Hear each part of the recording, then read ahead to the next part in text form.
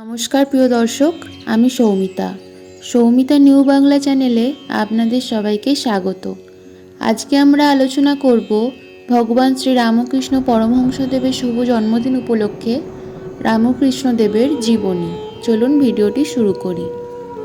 হুগলি জেলার উত্তর পশ্চিমাংশ, যেখানে বাঁকুড়া ও মেদিনীপুর জেলাদ্বয়ের সহিত মিলিত হইয়াছে, সেই সন্ধিস্থলের অনতি দূরে শ্রীরামকৃষ্ণের পুণ্য জন্মভূমি কামারপুকুর গ্রাম। পার্শ্ববর্তী শ্রীপুর ও মুকুন্দপুর গ্রামদ্বয় কামারপুকুরের সহিত ঘন সন্নিবেশে পাশাপাশি সংস্থিত থাকার জন্য কালক্রমে তিনখানি গ্রাম একমাত্র কামারপুকুর নামেই প্রসিদ্ধি লাভ করিয়াছে। স্থানীয় জমিদারদিগের বহুকাল ওই গ্রামে বাস থাকাতেই বোধহয় কামারপুকুরের এই সৌভাগ্যের উদয় হইয়াছিল।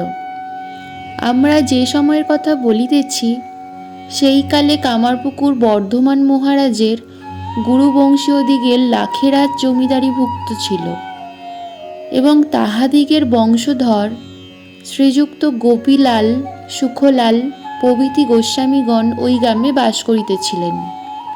1867 খ্রিস্টাব্দে ম্যালেরিয়া প্রসূত মহামারীর আবির্ভাবের পূর্বে কৃষিপ্রধান বঙ্গের পল্লী গ্রাম সকলে অপূর্ব শান্তি বিরাজ করিত। হুগলি জেলার এই গ্রাম সকলের বিস্তীর্ণ ধান্য প্রান্তর সকলের মধ্যগত ক্ষুদ্র ক্ষুদ্র গ্রামগুলি বিশাল হরিৎ সাগরে ভাসমান দ্বীপপুঞ্জের ন্যায় পতিত হইত। খাদ্যদ্রব্যের অভাব না থাকায় গ্রামবাসীদিগের দেহে স্বাস্থ্য ও সবলতা এবং মনে প্রীতি ও সন্তোষ সর্বদা পরিলক্ষিত হইত। বহু জনাকীর্ণ গ্রাম সকলে আবার কৃষি ভিন্ন ছোটোখাটো নানা প্রকার শিল্প ব্যবসায়েও লোক নিযুক্ত থাকিত। কালের বিপুল পরিবর্তন সত্ত্বেও কামারপুকুর আজও সগৌরব চিহ্ন বহুলাংশে ধারণ করিয়া রহিছে। গ্রামে আনন্দোৎসবের অভাব এখনো লক্ষিত হয় না। চৈত্র মাসে মনসা পুজো ও শিবের গাজনে এবং বৈশাখ ও জ্যৈষ্ঠে 24 প্রহরী ও হরিবাসরে কামারপুকুর মুখরিত হইয়া ওঠে। এখনও প্রতি শনি ও মঙ্গলবারে গ্রামে হাট বসিয়া থাকে এবং চতুষ্পার্শ্বস্থ গ্রাম সকল হইতে লোকে সুতা, বস্ত্র, গামছা, হাঁড়ি কলসি, কুলা, চেঙারি, মাদুর, চাটাই প্রভৃতি সংসারের নিত্য ব্যবহার্য পণ্য ও ক্ষেত্রজ দ্রব্য সকল হাটবারে কামারপুকুরে আনয়নপূর্বক পরস্পরের ক্রয় বিক্রয় করিয়া থাকে। উৎকৃষ্ট জিলাপি, মিঠাই ও নবাত প্রস্তুত করিবার জন্য কামারপুকুর এই অঞ্চলে চির প্রসিদ্ধ। অধিকন্তু আবলুস কাষ্ঠ নির্মিত হুকার নল নির্মাণপূর্বক ওই গ্রাম কলিকাতার সহিত কারবারে এখনও বেশ 2 পয়সা অর্জন করিয়া থাকে। কামারপুকুরে উচ্চনীচ সকল প্রকার জাতিরই বসতি রয়েছে। গ্রামে ক্ষুদ্র বৃহৎ অনেক পুষ্করিণীও বিদ্যমান। তন্মধ্যে হালদার পুকুরই সর্বাপেক্ষা বড়। দীর্ঘিকা সকলের কোনোটির আবার শতদল কমল, কুমুদ ও কল্হার শ্রেণী বক্ষে ধারণ করিয়া অপূর্ব শোভা বিস্তার করিয়া থাকে। ইষ্টক নির্মিত বাটির ও সমাধিরও অসদ্ভাব নাই। গ্রামের ঈশান ও বায়ুকোণে বুধুই মোড়ল ও ভূতির খাল নামক 2টি শ্মশান বর্তমান।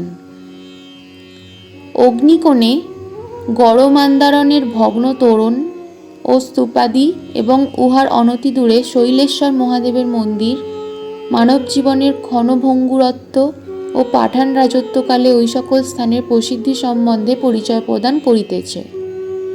কামারপুকুর গ্রামখানি ঘন পল্লব সমাচ্ছন্ন ও স্নিগ্ধ ছায়া নিবিড়। ইহার উত্তর ও পশ্চিম প্রান্ত বহিয়া ভূতির খাল নামক ক্ষুদ্র পয়োধারা আঁকিয়া বাঁকিয়া দূরে আমোদের নদে মিলিত হইয়াছে। ভূতির খালের অঙ্কশায়িত বলিয়া উল্লিখিত শ্মশানও ভূতির খাল নামে অভিহিত। এই শ্মশানের পশ্চিম ভাগে শ্যামল শস্পাস্তীর্ণ গোচর প্রান্তর ও মানিক রাজা প্রতিষ্ঠিত সর্বসাধারণের উপভোগ্য আম্রকানন। ভূর্শুভ নিবাসী ধর্নাঢ্য ও দানশীল মানিকচন্দ্র চট্টোপাধ্যায়, তিনি মানিক রাজা নামে পরিচিত ছিলেন। অধুনা লুপ্ত উক্ত আম্রকাননের অস্তিত্বের সাক্ষীরূপে 2-4টি বৃক্ষ অদ্যাপি বিদ্যমান। কামারপুকুরের পশ্চিমে প্রায় 1 কোষ দূরে সাতবেড়ে, নারায়ণপুর ও দেড়ে নামক তিনখানি গ্রাম পাশাপাশি অবস্থিত। এই গ্রাম সকল এককালে সমৃদ্ধি সম্পন্ন ছিল। আমরা যে সময়ের কথা বলিতেছি, সেই সময়ে রামানন্দ রায় সাতবেড়ে নামক গ্রামে বাস করিতেছিলেন। এই জমিদার বিশেষ ধনাঢ্য না হইলেও বিষম প্রজাপীড়ক ছিলেন। প্রায় 150 বৎসর পূর্বে মধ্যবিত্ত অবস্থাপন্ন ধর্মনিষ্ঠ এক ব্রাহ্মণ পরিবার দেড়ে গ্রামে বাস করিতেন। ইহারা সদাচারী, কুলীন এবং শ্রীরামচন্দ্রের উপাসক ছিলেন। উক্ত বংশীয় শ্রীযুক্ত মানিকরাম চট্টোপাধ্যায়ের 3 পুত্র ও 1 কন্যা হইয়াছিল। তন্মধ্যে জ্যেষ্ঠ ক্ষুদিরাম সম্ভবত 1775 খ্রিস্টাব্দে জন্মগ্রহণ করেন। তৎপর রামশীলা নাম্নী কন্যার এবং নিধিরাম ও কানাইরাম নামক পুত্রদ্বয়ের জন্ম হয়। শ্রীযুক্ত ক্ষুদিরাম বয়ঃপ্রাপ্তির সঙ্গে সঙ্গে সত্যনিষ্ঠা, সন্তোষ, ক্ষমা এবং ত্যাগ প্রভৃতি সদ্ব্রাহ্মণের স্বভাবসিদ্ধ গুণসমূহে ভূষিত হইয়া উঠিলেন। তিনি দীর্ঘ, সবল, গৌরবর্ণ ও প্রিয়দর্শন ছিলেন। গৃহদেবতা রঘুবীরের পূজা না করিয়া তিনি জলগ্রহণ করিতেন না। ঐরূপ নিষ্ঠা ও সদাচারের জন্য গ্রামবাসীগণ তাহাকে বিশেষ ভক্তি ও সম্মানের চক্ষে দর্শন করিত। পিতার মৃত্যুর পর সংসার ও বিষয় সম্পত্তির তত্ত্বাবধান শ্রীযুক্ত ক্ষুদিরামের স্কন্ধেই পতিত হয় এবং ধর্মপথে অবিচলিত থাকিয়া তিনি ওই সকল কার্য যথাসাধ্য সম্পন্ন করিতে লাগিলেন। ইতপূর্বে বিবাহ করিয়া সংসারে প্রবেশ করিলেও তাহার পত্নী অল্প বয়সেই মৃত্যুমুখে পতিত হন। সুতরাং আন্দাজ 25 বৎসর বয়সকালে তিনি পুনরায় দ্বিতীয়বার দ্বার পরিগ্রহ করেন। তাহার এই পত্নীর নাম শ্রীমতী চন্দ্রমণি দেবী, কিন্তু বাটিতে ইহাকে সকলে চন্দ্রা বলিয়াই সম্বোধন করিত। শ্রীমতী চন্দ্রা দেবীর পিত্রালয় সরাটি মায়াপুর নামক গ্রামে অবস্থিত। তিনি সুরূপা, সরলা এবং দেবদ্বিজ পরায়ণা ছিলেন, কিন্তু হৃদয়ের অসীম শ্রদ্ধা, স্নেহ ও ভালোবাসাই তাহাকে সকলের নিকট প্রিয় করিয়া তুলিয়াছিল।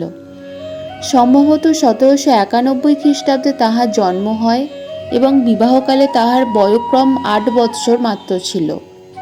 1805 খ্রিস্টাব্দে তাহার পুত্র রামকুমার জন্মগ্রহণ করে এবং উহার 5 বৎসর পরে শ্রীমতী কাত্যায়নী নামের কন্যার জন্ম হয়। ধর্মপথে থাকিয়া সংসার যাত্রা নির্বাহ করা যে কত দূর কঠিন কার্য তাহা শ্রীযুক্ত ক্ষুদিরামের হৃদয়ঙ্গম করিতে বিলম্ব হইল না। গ্রামের জমিদার রামানন্দ রায়ের প্রজাপীড়নের কথা আমরা ইতপূর্বে উল্লেখ করিয়াছি। দেড়েপুরের জৈনিক ব্যক্তির প্রতি অসন্তুষ্ট হইয়া তিনি তাহার বিরুদ্ধে মিথ্যা মোকদ্দমা সূচনা করিয়া ক্ষুদিরামকে নিজ পক্ষে সাক্ষ্য দেওয়ার জন্য অনুরোধ করেন। সত্যনিষ্ঠ ক্ষুদিরাম জমিদারের এই অসঙ্গত অনুরোধ রক্ষা করিতে অস্বীকার করিলে জমিদার তাহারও বিরুদ্ধে মিথ্যা অপবাদ প্রদান পূর্বক নালিশ রুজু করিলেন এবং মোকদ্দমায় জয়ী হইয়া তাহার পৈতৃক সম্পত্তি নিলাম করিয়া লইলেন। এইরূপে প্রায় 40 বৎসর বয়ঃকালে শ্রীযুক্ত ক্ষুদিরাম এককালে নিঃস্ব হইলেন, কিন্তু এই ঘটনা তাহাকে ধর্মপদ হইতে বিন্দুমাত্র বিচলিত করিতে সক্ষম হইল না।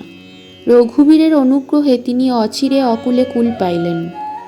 কামারপুকুর নিবাসী শ্রীযুক্ত সুখলাল গোস্বামী তাহার বন্ধু শ্রীযুক্ত ক্ষুদিরামের ঐরূপ বিপদের কথা শুনিয়া নিজ বাটির একাংশে কয়েকখানি চালাঘর চিরকালের জন্য ছাড়িয়া দিয়া তাহাকে কামারপুকুরে আসিয়া বাস করিবার জন্য অনুরোধ করিলেন।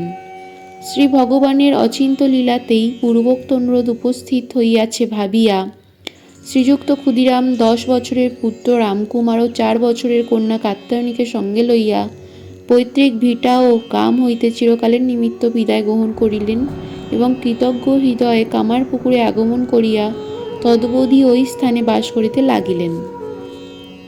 বন্ধু প্রদত্ত লক্ষ্মীজলা নামক 1 বিঘা 10 ছটাক ধান্য জমিতে রঘুবীরের প্রসাদে এত ধান্য হইতে লাগিল যে উহাতে তাদের ক্ষুদ্র সংসারের অভাব সংবৎসরের জন্য নিবারিত হওয়া, ভিন্ন কিছু কিছু উদ্বৃত্ত হওয়া, অতিথি অভ্যাগতদের সেবাও স্বচ্ছন্দে চলিয়া যাইতে লাগিল।